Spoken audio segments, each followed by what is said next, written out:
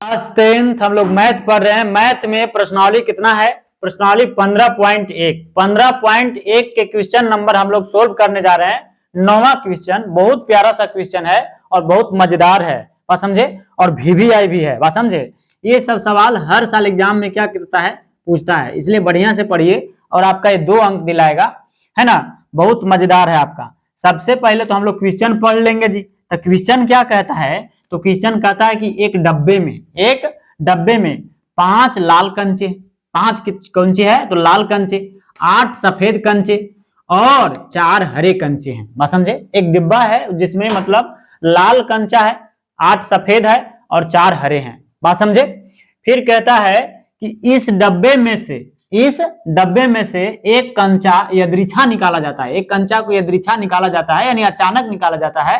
तो इसकी क्या प्रायिकता है कि निकाला गया कंचा, मतलब इसकी क्या प्रायिकता है कि निकाला गया कंचा लाल है ना। सबसे पहला क्वेश्चन में कहता है कि लाल है, फिर दूसरा कहता है कि सफेद है, तीसरा कहता है कि हरा नहीं है, बात समझे। तो आइए हम लोग इसको बनाते हैं। बहुत प्यारा सा क्वेश्चन है, बढ़िया से फोकस कीजिए, है ना।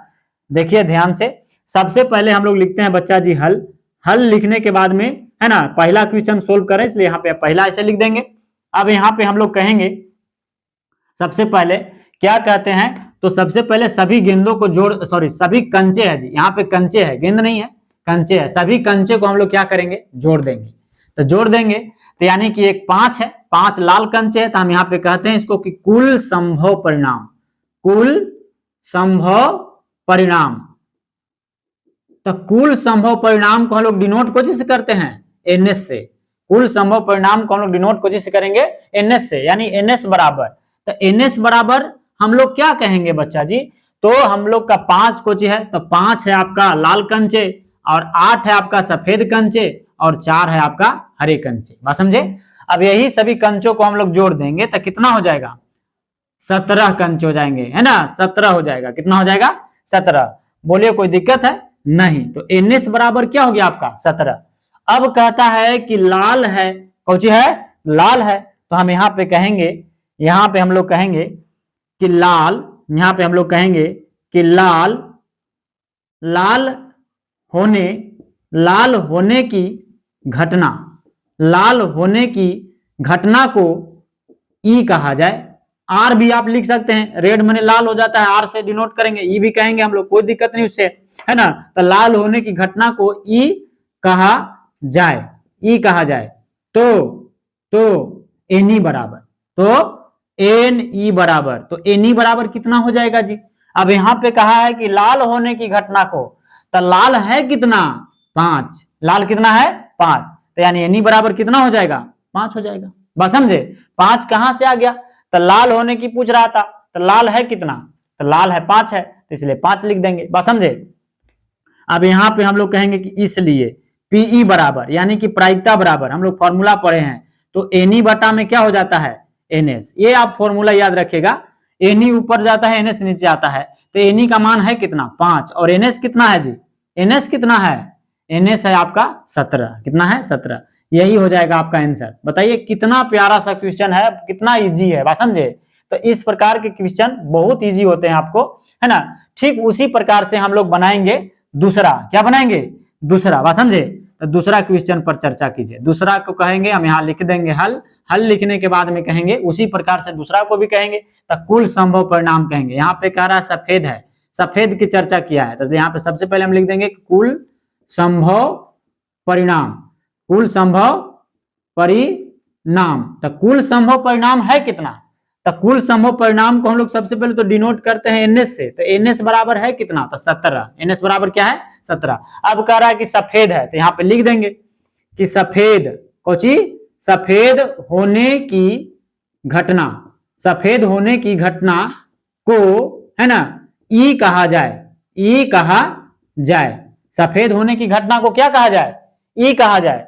तो NE